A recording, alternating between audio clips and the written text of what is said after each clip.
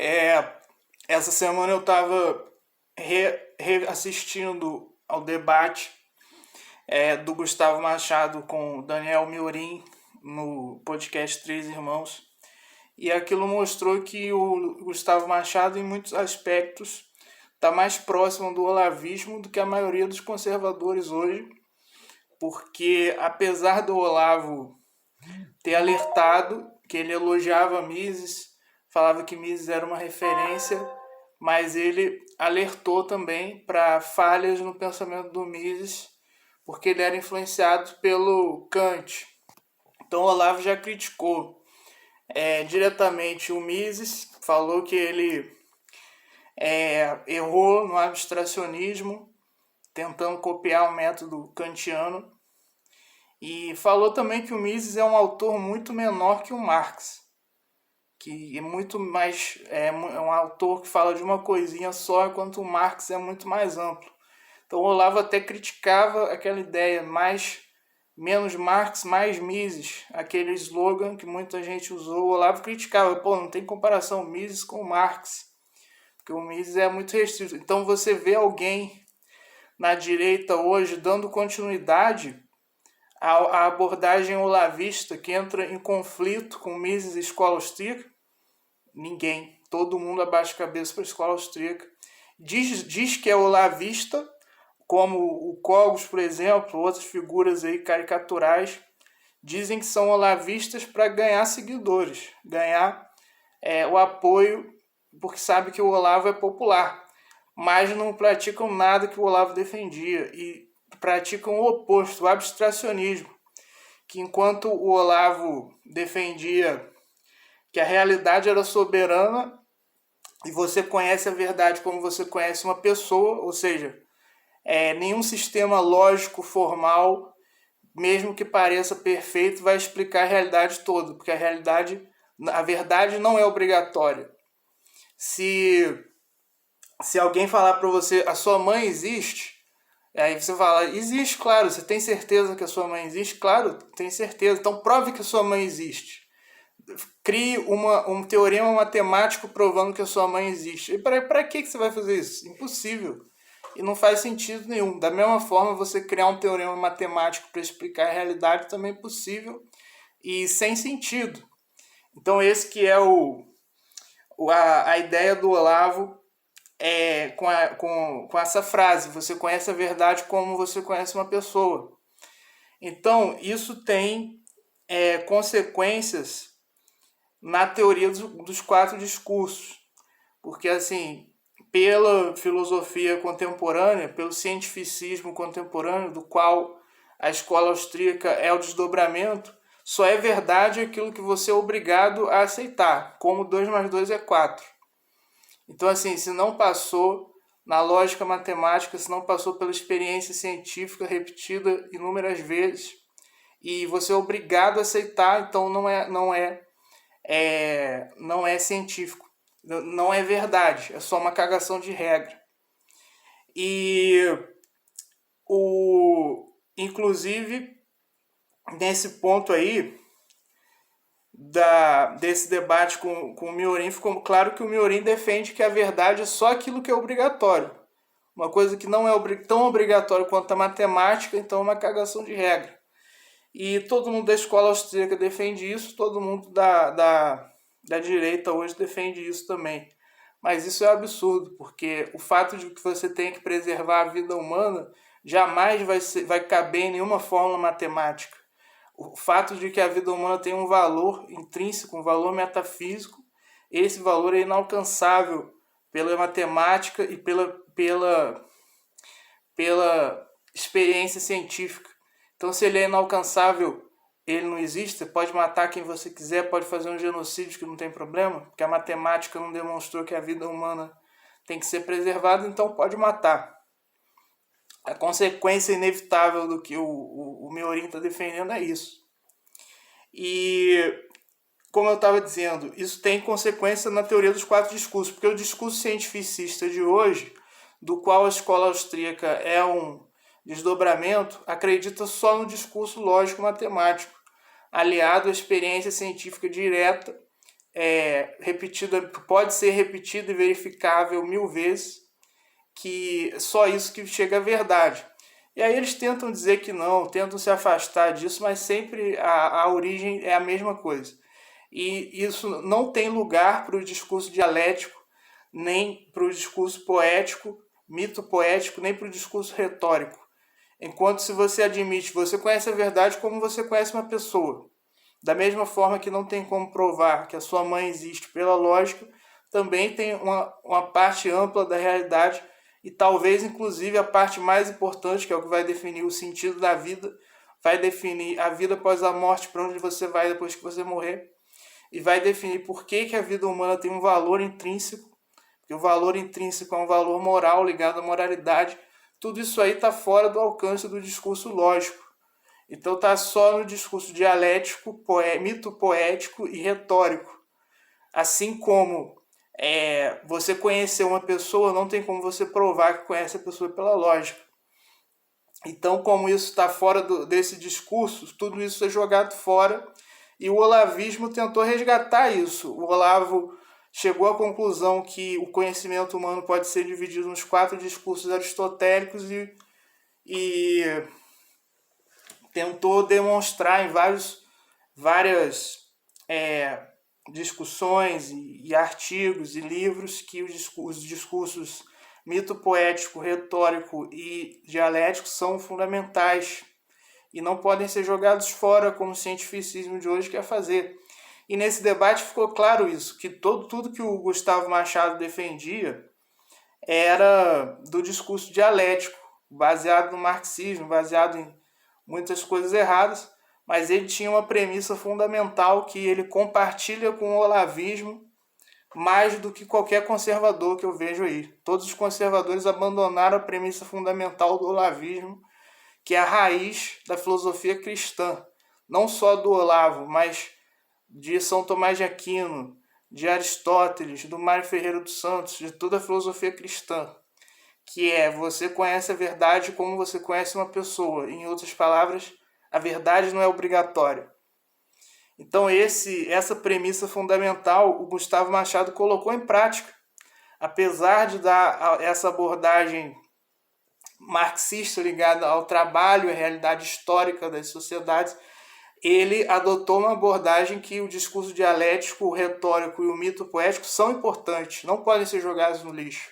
Enquanto o Miorim tentou apresentar uma abordagem que o discurso retórico, poético e dialético podem ser jogados no lixo e você pode ficar só com a lógica. Então, por isso que ele apresentou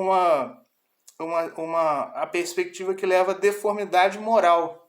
Como, por exemplo, dizer que os favelados estão ali porque eles escolhem. Não, porque é um axioma lógico, irrefutável, tão irrefutável quanto 2 mais 2 é 4, que o ser humano escolhe e o ser humano age e ele está sempre saindo de uma situação pior para ir para uma situação melhor através da escolha. Então, se os favelados estão lá, a lógica prova que os favelados estão lá porque eles escolhem.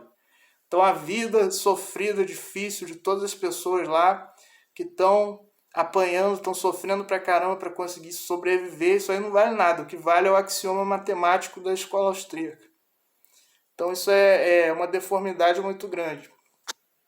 Então quando o Miorim tentou defender essa ideia de que o fato de que o homem age e o homem está sempre fazendo escolhas econômicas é o axioma fundamental que tem que orientar todas as ciências humanas,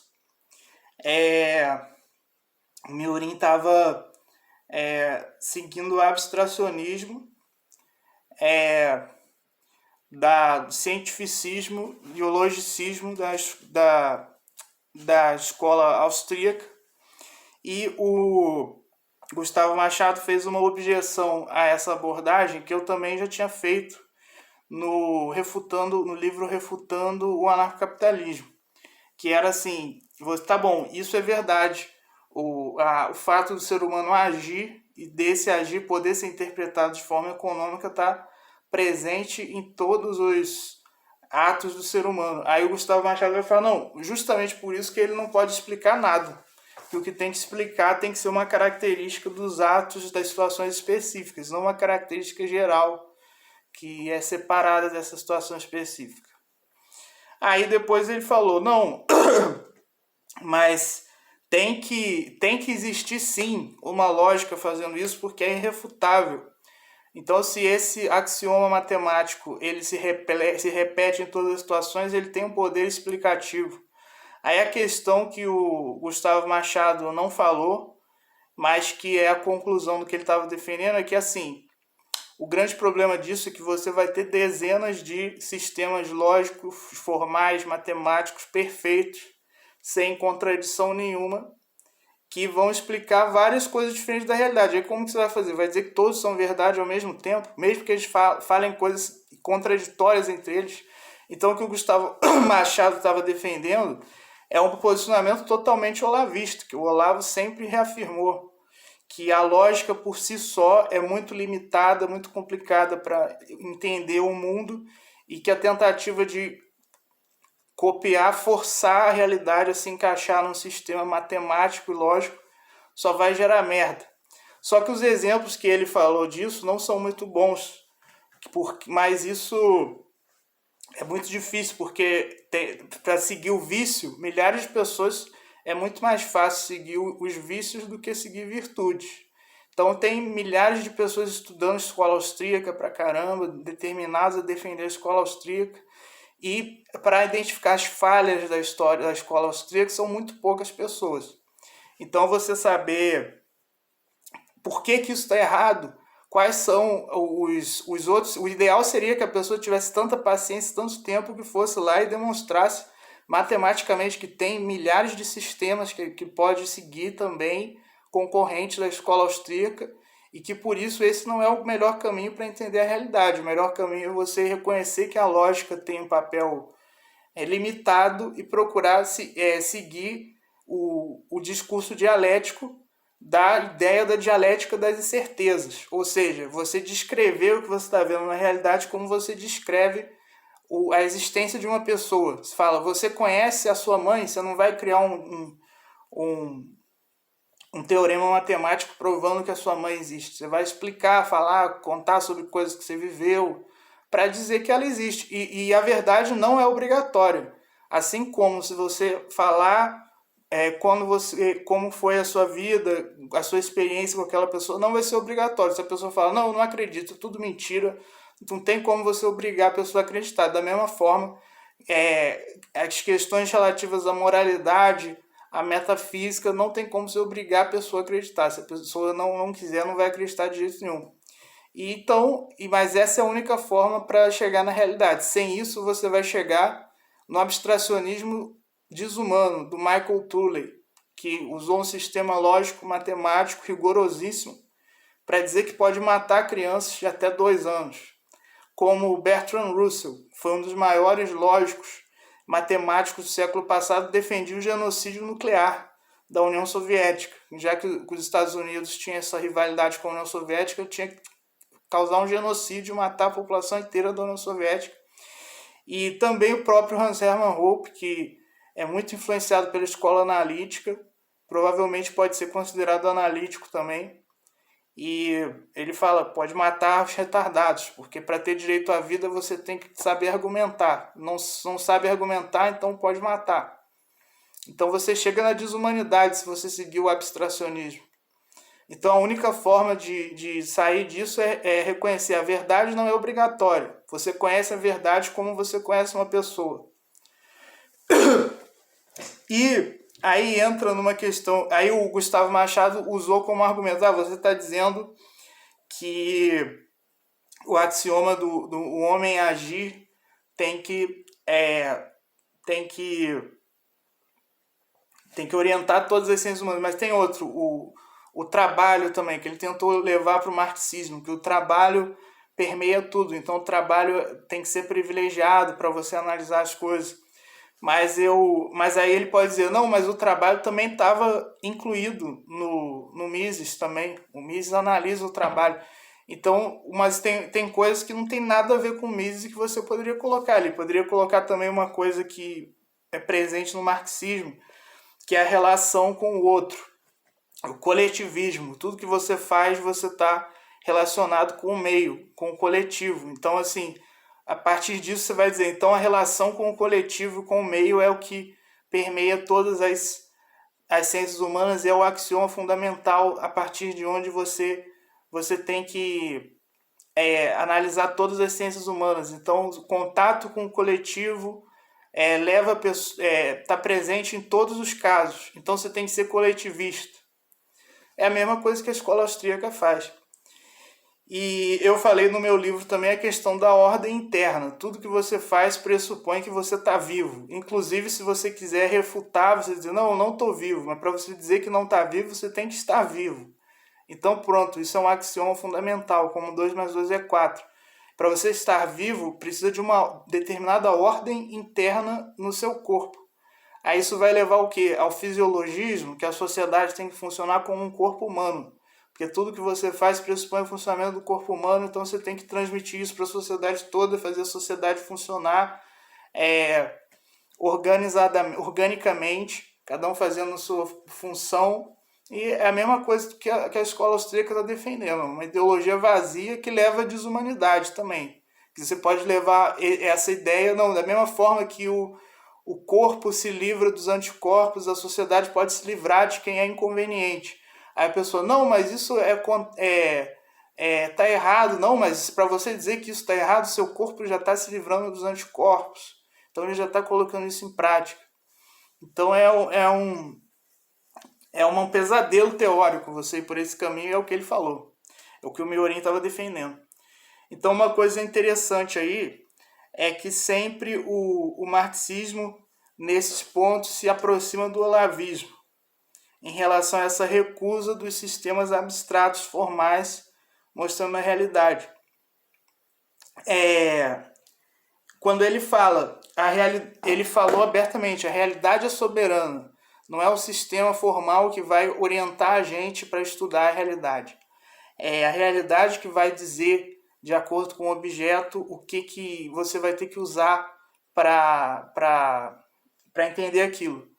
Que pode ser até o discurso poético, na visão do Olavo, que no marxismo eles até aproveitam muito melhor. É por isso que tem tantos artistas marxistas, porque o marxismo, de alguma forma, ele é compatível com a interpretação poética e artística da realidade, coisa que o liberalismo não é. O liberalismo pelo menos essa... Pode ser que tenha um liberalismo diferente, mas o liberalismo majoritário, que é esse descendente da escola austríaca, não permite. Então é muito mais difícil você sintetizar aquilo com a arte.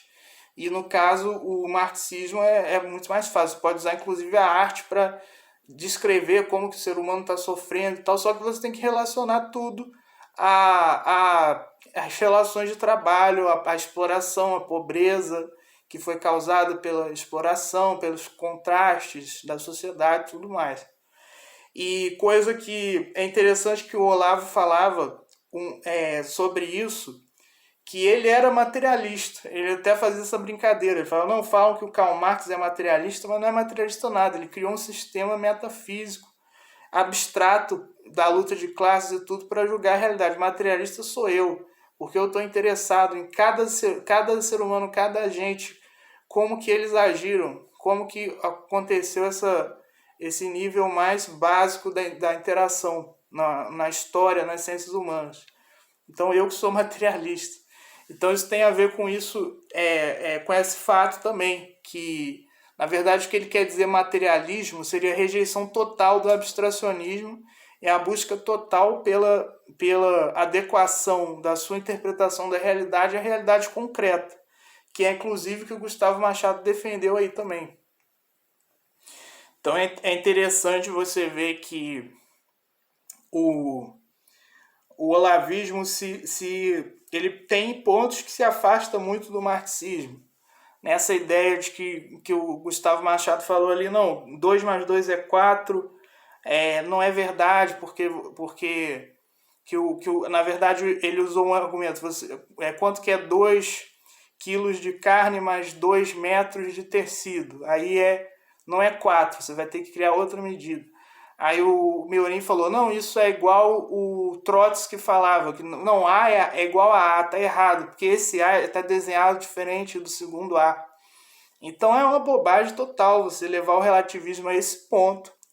E isso o olavismo não faz. O Olavo não ia dizer, não, eu sou contra a verdade absoluta, qualquer coisa assim. Não ia descer para o relativismo mais grosseiro, e o marxismo tem esse risco de descer. Mas na ideia de rejeição total do abstracionismo para você fazer a realidade dizer o método que você tem que usar para interpretar, isso aí ele é muito mais olavista do que esse pessoal da escola austríaca que tenta enganar os olavistas dizendo que estão do mesmo lado quando não estão do mesmo lado de forma alguma.